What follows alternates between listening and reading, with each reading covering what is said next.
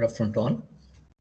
So in the previous class, we have discussed about different models. Okay, so that is BFG model, CFG model, and finite state machine. So now we are going with the next model, which is called a sequential program model. So in this particular type of model, so the functions or processing requirements are executed in sequence. Okay, so here, so it is same as here. It is like a conventional C programming. So there is procedure oriented programming which you are going to have. So the procedure example for your procedure oriented programming is C programming. So in this one, what will happen? So in this, the program instructions are iterated, executed conditionally, and the data get transformed through a series of operations which you are going to have. Okay, so that is what you are going to have in your procedure oriented programming.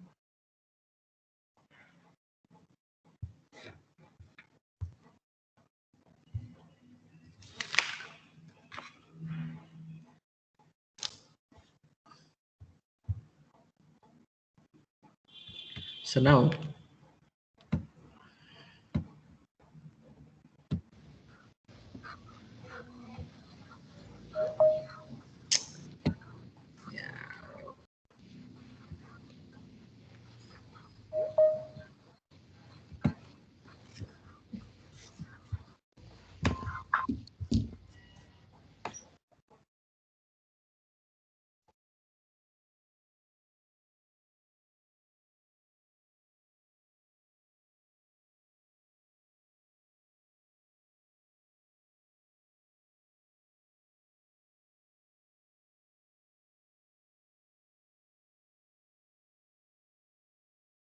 sir,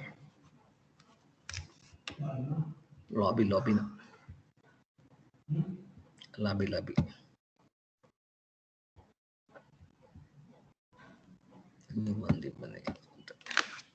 So now in this particular modeling, so if you take the FSMs, so if you take the FSM, FSM is a good choice for sequential program modeling. That is, a finite state machines are good choice for sequential program modeling.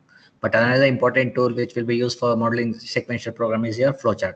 So it will be represented in terms of step by step. So as we have discussed in the previous class about finite state machine approaches. So in the finite state machine approach, what will happen?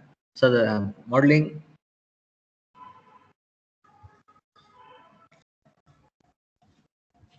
So the modeling which you are going to have, it is going to be represented by states, events, transitions, and actions. Whereas the flowchart model is execution flow, it is going to be described. So now if we take the same example, which we have discussed in the previous model, which is a seatbelt warning system. So let us see that how this particular seatbelt warning system is going to be implemented using your sequential model, program model. So if I take this one in this particular example, so you can see it here. So they are defined the macros. So here the macros are defined.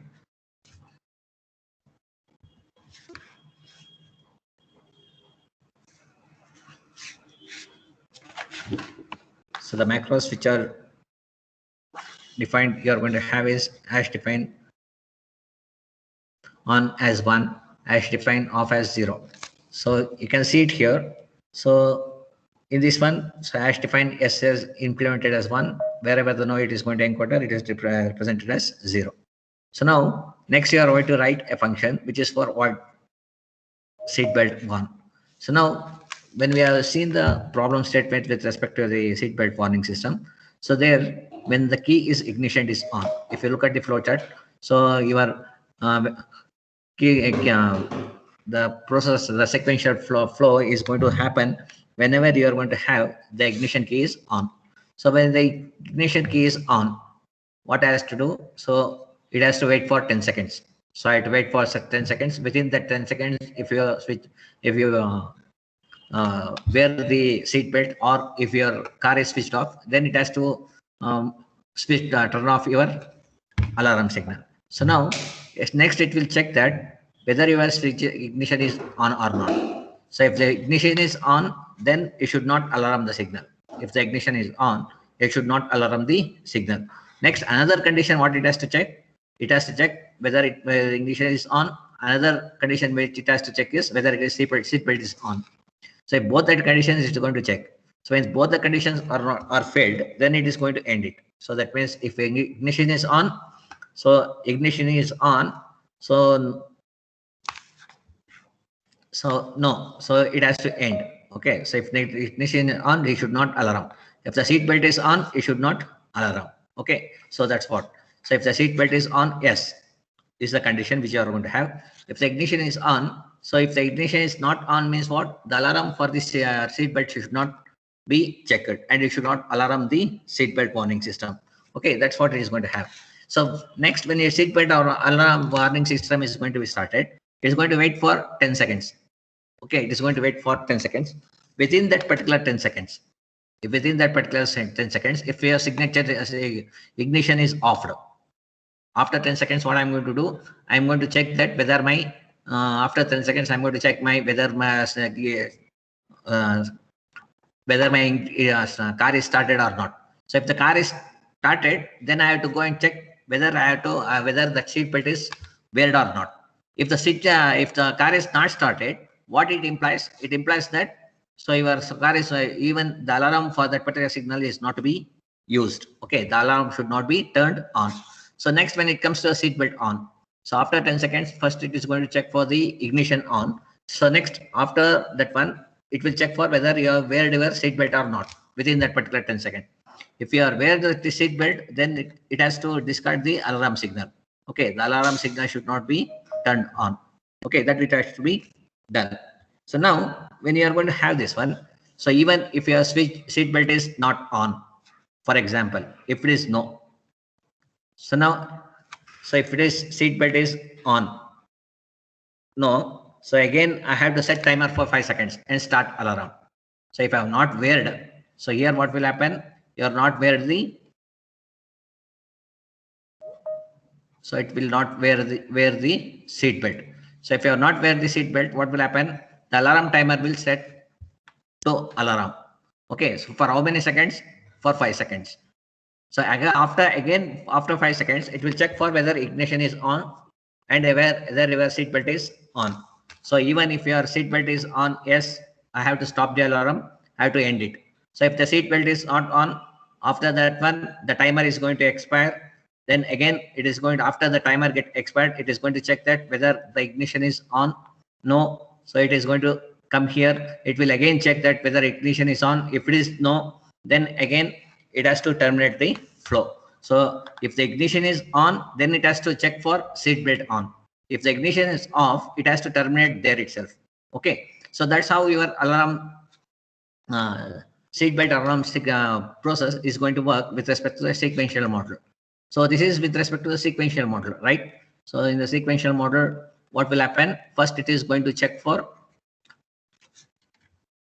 So here, if they write in the program, so you can see it here. First, after waiting for 10 seconds, after the car is started. Okay, so after the car is started, it will wait for 10 seconds. Next, again, first it is going to check that whether your key ignition is on or not. So now, if it is on, it will go to the else part. So I have not written any else part, the program terminates. So now, if it is not on, it will go to the else part. If it is on, then it will enter to the if condition. Okay, if part, that is true part. So if you take the if condition, that is going to have the true part as well as the false part. So here, if it is on, it is going to the true part. So in the true part, it is going to check that whether you have wear the seat belt or not. So if your seat belt is off, that means you are not wear the seat belt. If you are not wear the seat belt, what it has to alarm? It has to alarm the signal. For how many seconds? For 5 seconds. So for 5 seconds, it is going to set the timer. After 5 seconds, what it is going to do? So it is going to start the alarm. Within that particular 5 seconds, it is going to start the alarm. So now after starting the alarm, again in that particular process, it is going to check that whether you have wear that particular seat belt or not. So it is going to check both your seat belt and your check ignition is check seat belt is off or not. And it is going to check whether your check ignition key is off or not. So both conditions it is going to check. Okay. So, and whether your timer is, yes. If you are waiting, sir.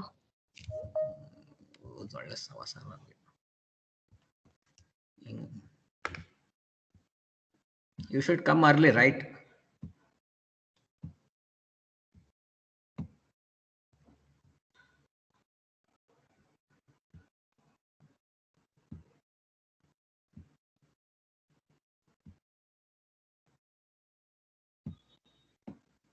So here it is going to work in this particular fashion. Okay. So this is how the sequential flow model is going to work. Okay. Any doubt in this one?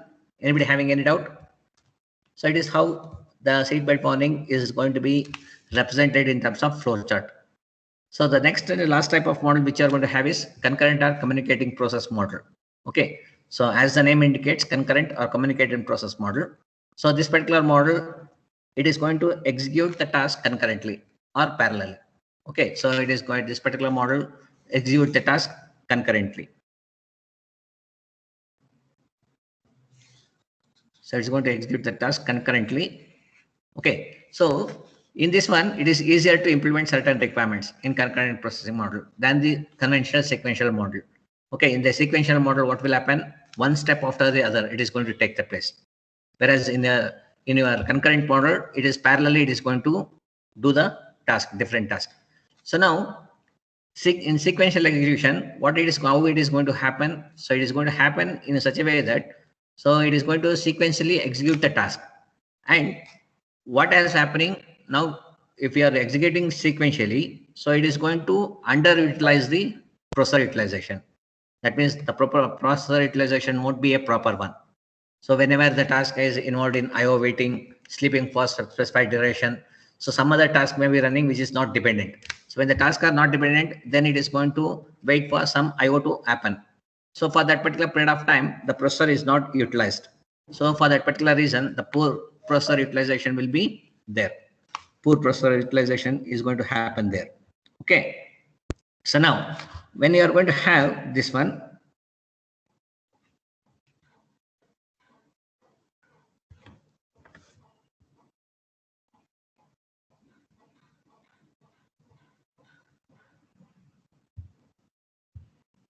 so now here, if we split into multiple tasks, okay. So if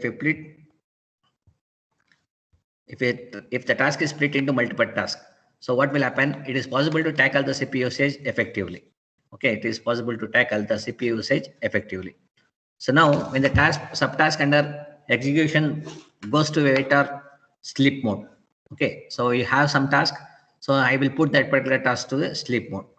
So after certain period of time, that particular task will be waked up and it will start its execution after certain period of time. Okay. So that is how the particular task is going to work. So now in the concurrent processing model, so they are going to have the additional override. What are the different additional override you are going to have? So you should have the additional override of task scheduling. You have the additional override of task synchronization. Okay. So task scheduling is one of the override. Task synchronization is one of the another override, and task communication. Now, why it is that one means, so if you are going to have the scheduling, so first, which process has to be scheduled? You should know that one. Okay. So now after scheduling that particular process, synchronization should be there. Synchronization is nothing but what? So where there is a dependency. So if there is one of the resources is acquired by the other process, so the other process should wait till the other process releases the resources which is required by the other task. Now, whenever you are doing the multiple tasks are running, so you should look into that one process is not dependent on other process. Okay, so if they are dependent, how it has to be effectively synchronized, that has to be taken care. So then how we are going to have the task communication is going to be achieved between the two processes.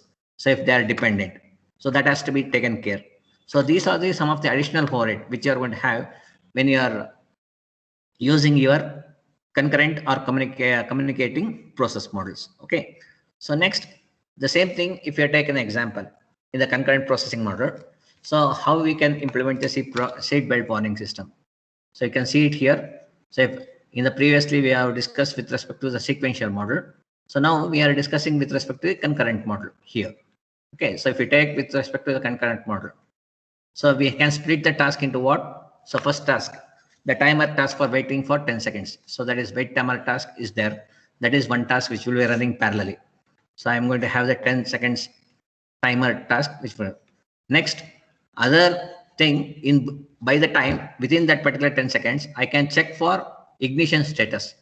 So I can check for ignition status. So now parallelly this particular task is also be running. So this will be your task 1, this will be your task 2. Okay. So next your task 3 is what? Whether it is going to check that whether you are wear the seat belt or not. So that is the seat belt status it is going to check. So it is going to check for seat belt status. So that is seat belt monitoring task. So now another task will be the fourth task is nothing but what? So you have to whenever the task is going to be set. So whether the start and stopping the alarm has to be done, right? So that is one more task which is be taken care. Okay, start and stopping alarm. So now within the after this particular 10 seconds, if you are going with the sequential model, it will wait for 10 seconds, then it will check for the whether ignition state key status. But here what will happen since it is parallelly running? Since it is parallelly running, so within this particular time, if the ignition is turned on, so what it wants, it has to stop the alarm.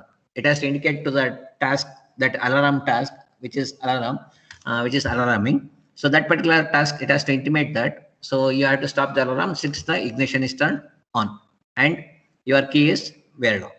So and it is going to check for the seat belt status. Okay. So if the seat belt is on or your ignition is off. So if the ignition is off also, the alarm should go off. Okay. So the alarm should go off if the ignition is off. So now, so after that one, if both are not running, okay. So if all these are failing, so then I have to have another task. What is that last task which you are going to have? So the last task which you are going to have is alarm timer task for waiting for 5 seconds.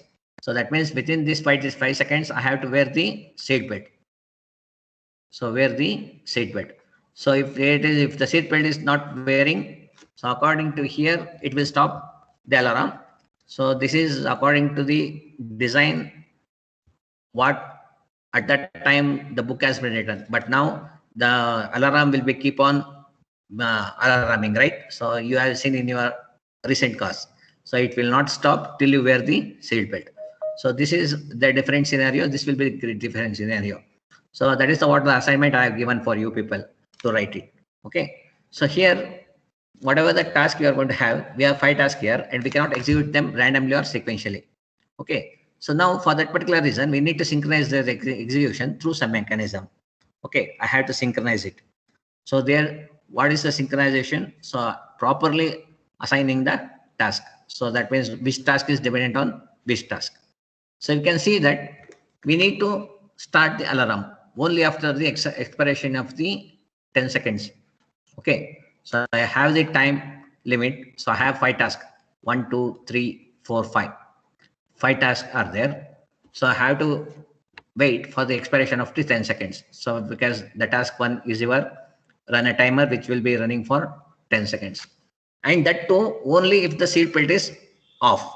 That means only if the seat belt you are not weared at that time. So the alarm, this particular timer should go, right? So if the seat belt is on, then it should not go. This particular timer should not be started. So if this particular timer will start only if you are not wearing your seat belt. Okay. So then it has to stop. Another condition is what? If your ignition is off. Even if your ignition is off, this particular timer should not start. So this particular timer should start if your ignition is on and your seat belt is off. So if the ignition is on and your seat belt is off, this particular timer should start. Okay. So hence the alarm you are going to have. So here you are going to have the control task. So here the control task is executed. So only when the wait timer is expired. So you are going to have the control task. So the control task, when it is going to start, the control task is going to start only when the wait timer is expired. So and another condition which is going to have, so only if the ignition is turned on. So ignition is on and your seat belt is off. Okay. So one way of implementing the concurrent model for the seat belt system is illustrated in this particular following figure. So first I am going to create the initialized events. What are the events I'm going to have? So the 5 events or 5 tasks. So that is, first is wait timer expire, ignition on, ignition off, seat belt on, seat belt off, and alarm timer start, alarm timer expire. So these are the some of the events which you are going to have. First I want to what? First I should have the create task wait timer. So task wait timer will be there, which will be running for 10 seconds. So then I should monitor that the key status, whether I may switched on the car or switched on the key status, whether you are going to on the car or off the car. So next, another task is there, which will monitor your seat belt status. So your seat belt, whether it is on or it is off, whether you are wear the seat belt or you are off the seat belt. So next, another task is going to control the alarm. So another task which you are going to have, which is used to control the alarm. So the last task which you are going to have is the for how much time the alarm should run. So that will be determined by your alarm timer. So that is according to here, this particular example. But when it takes the recent cars, it will be beeping continuously till you wear the seat belt. So that is one thing which you are going to have. Okay, so this is how your concurrent model is going to work. So you can see it here in the concurrent model. So you can see in the first model, this is wait timer task. So it will sleep for 10 seconds. So in the wait timer task, what will happen? It will sleep for 10 seconds. So it is going to event wait timer expires. So if the wait timer expires, what will happen? So your alarm control task is going to start. So it is going to check what? So signal of the wait timer expires. So whether it is going to check that whether your ignition is on and your seat belt is off. So if the ignition is on and seat belt is off, you have to start the alarm. Okay. So that means your car has started, you are not wear the seat belt. Then you have to start the alarm. So you have to set the alarm start event. So alarm start task is going to run here. So alarm timer starts. So here in this alarm timer starts, it will wait for 5 seconds. It will wait for 5 seconds. So after that one, within this particular period, so set expires. After 5 seconds, it is going to expire. Once it expires, so whether again it is going to check that whether your ignition is off or your seat belt is on. So if the ignition is off or seat belt is on, I have to stop the alarm. So if your ignition is not stopped and if your seat belt is not on, then again I have to start what? Again I have to start the alarm timer. So that's what it is going to happen. Okay, so that is not shown here. So that has to again go here and it has to start alarm. So that's how it is going to happen. So next, when the monitor, so that is a status monitor of the belt. Okay, so whether you wear the belt or not. So that is ignition belt status monitor, it is going to happen. So that will be continuously running. So that means while true. So this particular true means what? It is an infinite loop.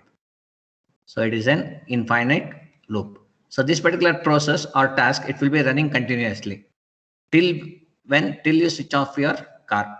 So first it is going to check what? First it is going to check that whether your seat belt is on.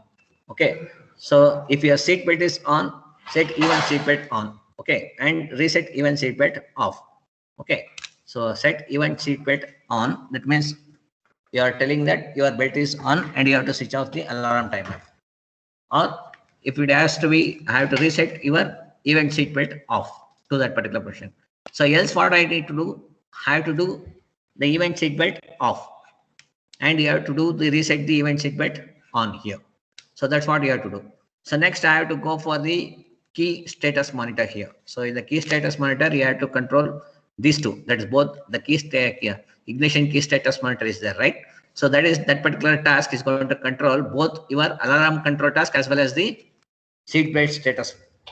So now here, if the ignition is on, so if you take this particular model, if the ignition is on, what it has to set? It has to set the event ignition on. It has to set the event ignition on. So now, if the event ignition is off, again it has to go and it has to check that. So whether you have built that seat belt or not. So when your ignition is on, okay. So ignition is on. So I have to check So whether the seat belt is weared or not. So if it is weared, I should not alarm the signal. If it is off, I should alarm the alarm. Okay. So now after that one, I have to reset the ignition off state. So I have to reset, both set and reset I have to do.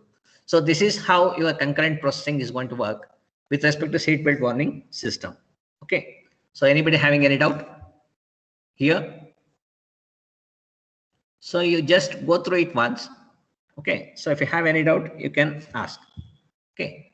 So next is object-oriented model. So the last model in your type is object-oriented model. As the name indicates, object-oriented. So in this particular model is going to make use of the object-based model for modeling system requirements. Okay. So here what will happen? It is basically disseminates a complex software requirement into simple well-defined pieces called objects. So as you have seen already that, so you have seen across the what do you mean by objects? So what do you mean by objects? Can anyone tell the answer? What do you mean by object? In your OOP concept. So object is nothing but what? So it's an instance of a class, right? So according to that one, so it is going to be an instance of a class. So where you are going to have the n number of features which has been there inside that particular class. So when you are designing your complex software, so these complex software will be simplified. Okay, this complex software will be simplified with the well-defined pieces called objects. So that particular class contains different properties. So different properties will be encapsulated into a single object. So what is the use of your object-oriented model?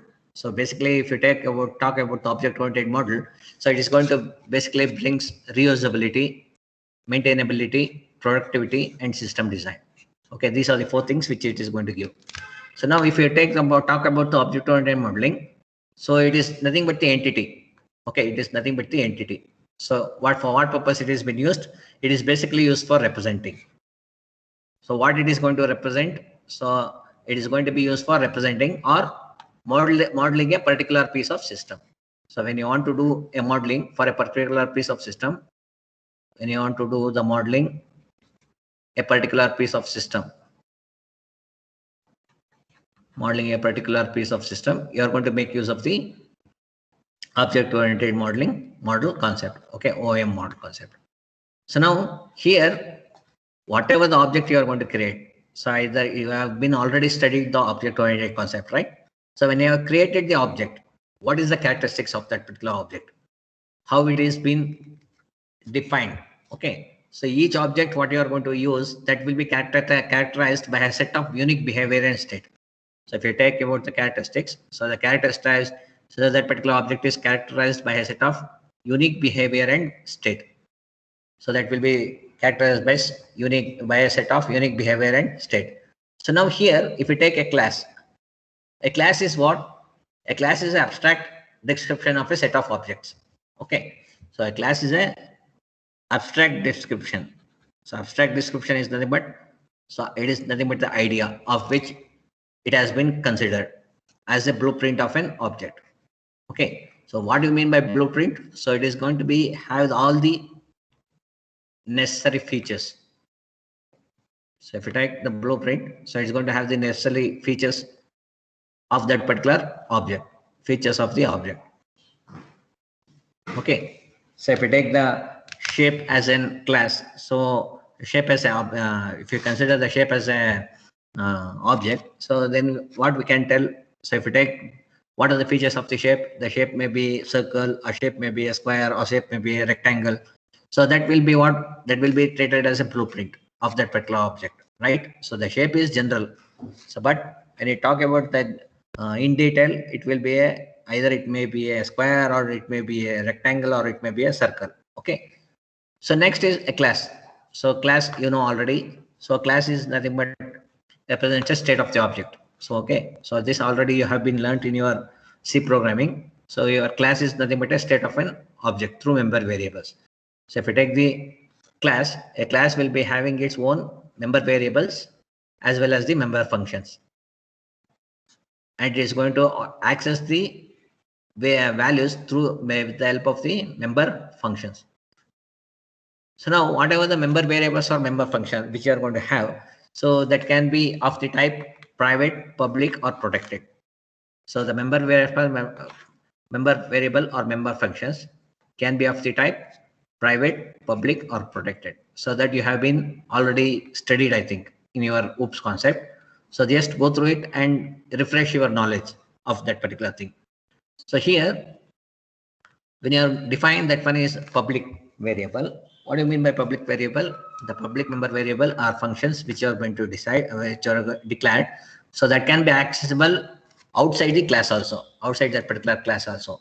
But whereas your private member variables which you are going to define, so that is accessible only within the class.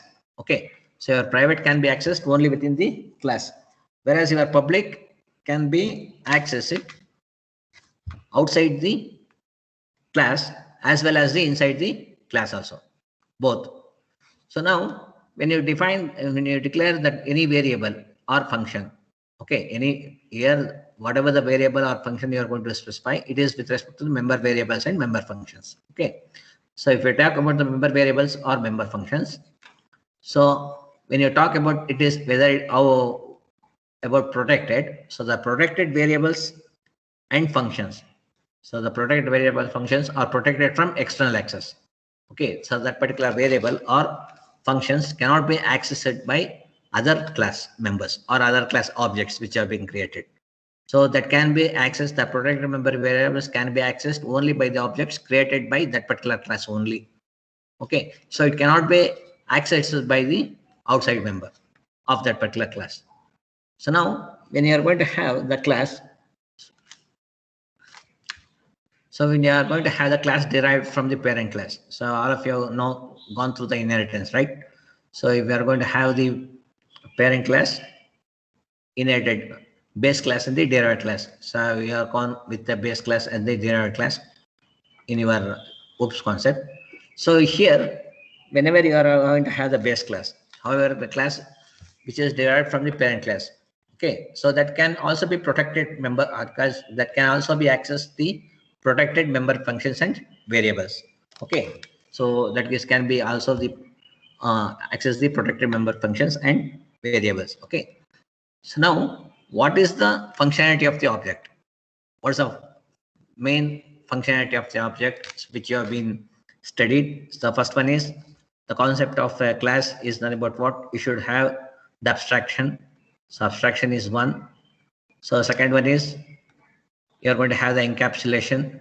So encapsulation, for what purpose you are doing? So either it may be for hiding or protecting the data. Encapsulation you are going to do for hiding or protecting the data. So the last property which you are going to have for a class is inheritance. Okay, so these are some of the concepts which you have of the class which you are going to have. So these basic concepts of a concept of objects and class, what it is going to provide. So it is going to bring your abstraction, hiding, and protection of the class data. Okay, so whatever the variables is there for your class members, so it's going to be protected. So that is about your programming model. Okay, so in the next class we discussed about embedded firmware design and development, which will be the last part of your module 4. Okay, so as I told you that embedded firmware, so here the embedded firmware is nothing but what? So it is similar to the software. Okay, so that software what you are going to write for your embedded system. So that particular firmware is what is the advantage of having the firmware, or what is the purpose of having the some firmware? So the purpose of embedded firmware is for controlling the various peripherals. Okay, so what peripherals you are going to control? So the peripherals which are connected to the embedded system or embedded hardware. So and then after that one, it is going to generate the response in accordance with the functional requirements. Okay, so that's why your firmware is considered as the master brain of the embedded system. Okay, so next comes what do you mean by where it will be stored? So if we talk about the embedded firmware, so basically it will be stored in the permanent memory, which is ROM. Okay, so it is read-only memory. So now when you are going to design the embedded firmwares, what it requires? Okay, so when you are designing the embedded firmware, so you should have the complete knowledge of the hardware, embedded hardware which you are going to use. So whatever the embedded product you are going to design, and what are the hardware you are going to use for that particular embedded product. So you should know, you should have the complete understanding of that particular product, like what is the interfacing you are going to use for that particular product, what is the memory map of that particular processor which you are going to use, and what is the port address, what is my input port address, what is my output port address, and details of all these things should be there in your firmware. Okay, so once you have this one, so it will become easy for you to design an embedded firmware. So then after that one, you should have all the details of your registers, configuration should be there, and register details of various hardware chips should be there. So different processor you are going to use, right? So when you are going to make use of the different processor will be having the different register set. You should know all the configuration of those registers. For what purpose? Some registers will be designed for a specific purpose. So you should know all those things. What is the configuration of the for hardware you are using, and what is the details of that particular firmware processor which you are going to use, and what are the various hardware chips you are going to use, and what type of languages you can implement on that particular hardware, whether I can go with a low level language or whether I can go with a high level language. So which language I have to make use of to write the firmware for that particular hardware which I have been chosen. So these things has to be considered when you are designing your embedded firmware. So these things which is required for your designing the embedded firmware. First is you should have the embedded hardware. Next is you should have the configuration register details of various hardware chips used, and you should know which programming language you have to make use of.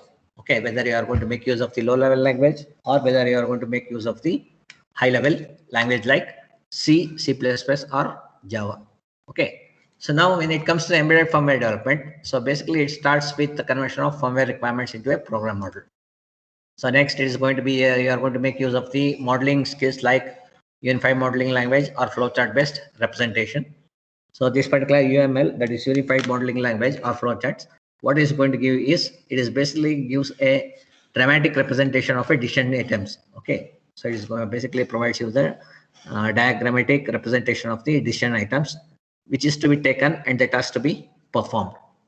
So these things has to be discussed. Okay, so in the next class we start with your what are the different approaches we are going to have design approaches when you are building your embedded system. Okay, so we will stop here. So if you have any doubt, you can ask. If anybody has having any doubt